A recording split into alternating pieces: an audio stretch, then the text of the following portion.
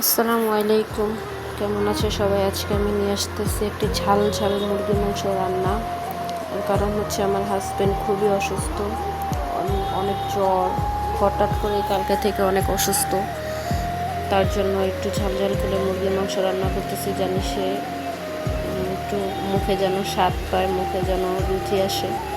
তার খুবই জ্বর শরীরে, তার জন্য আবার একটু পাতলা ডালও করেছি এদিক দিয়ে। সেগুলো তোমাকে দেখানো হয়নি, আসলে এতটা ব্যস্তর কারণে তোমাদেরকে ফুল রান্নাটাও দেখাতে পারিনি। দেখো, মুরগির মাংসটার জন্য প্রথমে আমি মশলা কষাই নিয়েছি, যেমন পেঁয়াজ, পেঁয়াজ, আদা রসুন বাটা, তারপরে ধনিয়া গুঁড়ো, হলদি মরিচ, এগুলো সব কিছু আমি ভালো করে কষাইছি। কিন্তু একটা কথা, এগুলো কষানোর মধ্যে আমি কোনো প্রকার পানি অ্যাড করিনি, একেবারে সম্পূর্ণ শুকনো এগুলো কষাইছি, কোনো পানি অ্যাড করা ছাড়াই। তারপরে এগুলো যখন পানি দেওয়ার সময় হয়ে গেছে, তখন আমি ওইখানে পানি না দিয়ে মুরগির মাংসটুকু দিয়ে দিছিলাম। এভাবেই ভালো করে কষাইছি। কষানো যখন পুরোপুরি হয়ে গেছে পানি, তারপরে কষানোর ভিতরে আবার কিন্তু পানি দিছি। যখন মুরগির মাংসটা ভালো করে কষানো হয়েছে, তখন মুরগিটা সেদ্ধ হওয়ার জন্য আমি পরিমাণ মতো পানি দিয়েছি। পানি দেওয়া যখন ভালো করে সিদ্ধ হয়ে গেছে এবং পানিটা অনেক টানাইছি মাখা মাখা করে, তারপরে আমি এখানে পেঁয়াজ আর রসুন কুচি দিয়ে এটাকে সুন্দর করে বাগার দেব।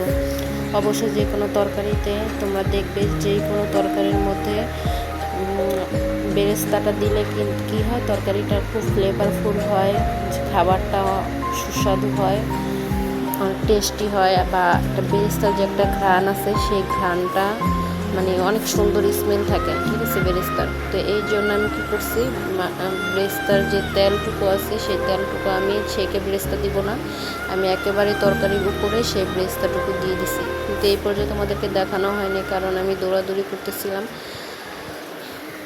যাই হোক, তারপরে বেরেস্তাগুলো এখানে আমি দিয়ে দিছি, রান্না করা তরকারির উপর বেরেস্তা দিয়ে, তারপরে তরকারিটা খুব ভালো করে নেড়ে চেড়ে এগুলোকে সব মিক্স করে তারপরে আমি এগুলোকে ঘরে নিয়ে যাব। তোমরা দেখতে পাচ্ছি এগুলোকে আমি আরেকটু ভালো করে কষাইতেছি, একটু ভালো করে এটা রান্না করব।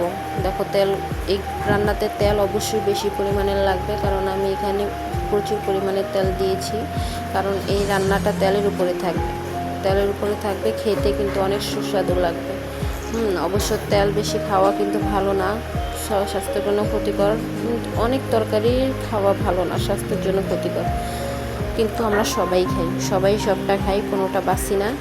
এটা শুধু আমি না, এটা তুমিও কোনো কিছু বাছো না, সব কিছুই খাও। খুব কম যদি বাসা করো, খুব কম বাসে, কিন্তু আমরাও ঠিক সেম এরকমই। যাই হোক, আমরা তো আর প্রতিদিন এরকম এত তেল দিয়ে তো আর খাই না। আজকে রান্না করতেছি হাজব্যান্ডের জন্য, দেখি কীরকম হয়েছে। এই ফার্স্ট আমি পেঁয়াজ বেরেস্তা দিয়ে রান্না করতেছি, জানি না কীরকম হয়েছে। অবশ্যই তোমাদেরকে খেয়ে তারপরে রিভিউ দেখাবো কীরকম হয়। তোমরা দেখো যে তরকারির কালারটা কত সুন্দর হয়েছে, তারপরে খেতে বসলে তোমাদেরকে পরের ভিডিওটা দেখাবো। এখন আল্লাহ হাফেজ, টাটা, জুমা মোবারক।